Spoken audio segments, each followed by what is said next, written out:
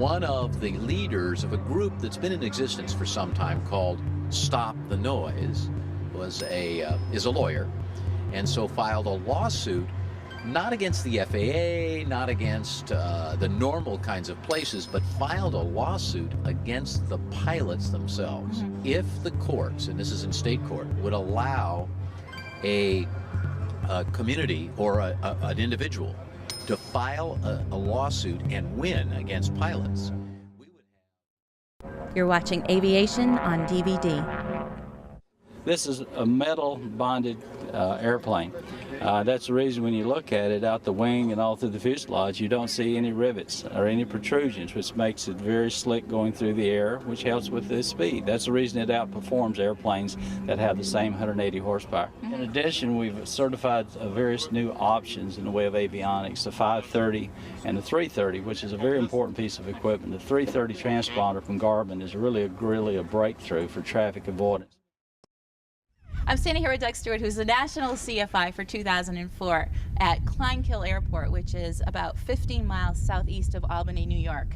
Perfect day, and we're standing in front of this Wacko, which is about what years? I believe 1937.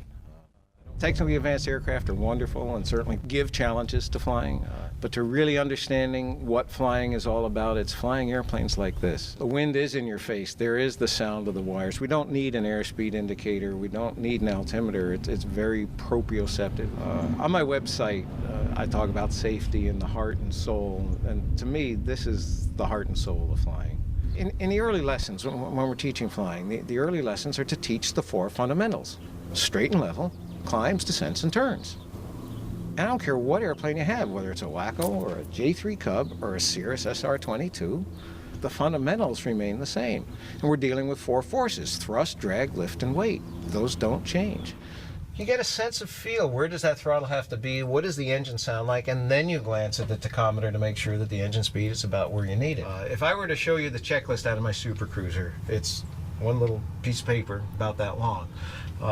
In the Cirrus, we go to the MFD, the Avidyne MFD, and we pull up checklist after checklist after checklist, and some of them have 20, 30 items on the checklist that have to be checked off before we can take off. In this aircraft, I mean, it's just so basic.